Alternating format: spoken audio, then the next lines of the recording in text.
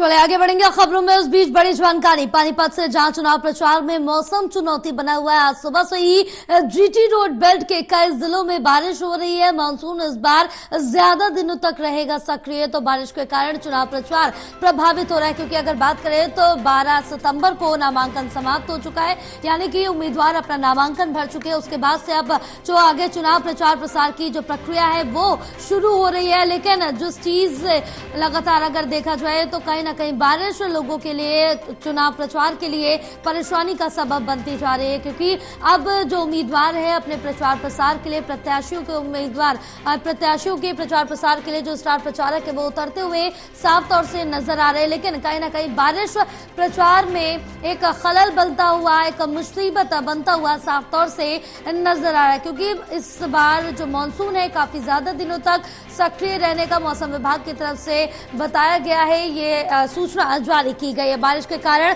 चुनाव प्रचार प्रभावित हो रहा है। जिस तरह से जितना चुनाव प्रचार होना चाहिए वो नहीं हो पा रहा है। तो इस वक्त की बड़ी अपडेट आप तक पहुंचा रहे हैं, जहां बताते चले कि बारिश के चलते जीटी रोड बेल्ट में चुनाव प्रचार प्रसार नहीं हो पा रहा है। चुनाव में रुकावट बन रही है बारिश, क्योंकि मौसम कहीं ना कहीं बड़ी चुनौती चुनाव प्रचार को दे रहा है। हमारे साथ एसोसिएट एडिटर देवेंद्र कथुरिया जुड़े हुए हैं और ज्यादा जानकारी लेंगे।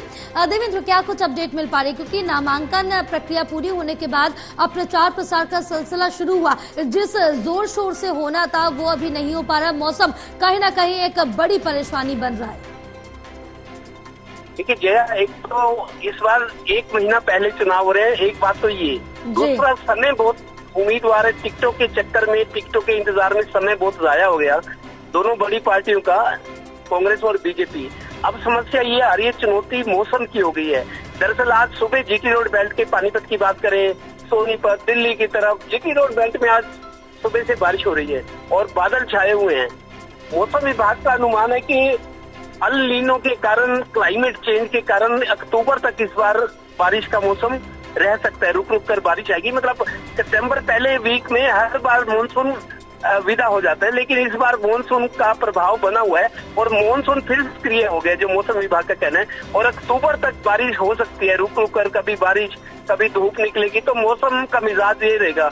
इस वजह से जो जनसंपर्क कार्य है, रैलियां, आज तो प्रधानमंत्री भी कुरुक्षेत्र में पहुंच रहे हैं, मौसम खराब है, उस वजह से चुनावी रैलियों में, जनसभाओं में गैदरिंग करना, जनसंपर्क करना, जो काम तेजी से होने थे वो प्रभावित हो रहे हैं मेरे को लगता है। और मौसम विभाग का कहना है कि बारिश के दिन अभी कई दिन चलेंगे। तो मेरे को लगता है चुनाव लड़ रहे जो उम्मीदवार हैं, पार्टियां हैं, उनकी जो रणनीति है, स्टार प्रचारक हैं, आयोजन है, उनके समर्थक हैं, सबके लिए एक साथ दिखते हैं। क्योंकि मौसम से तो कोई नहीं लड़ सकता।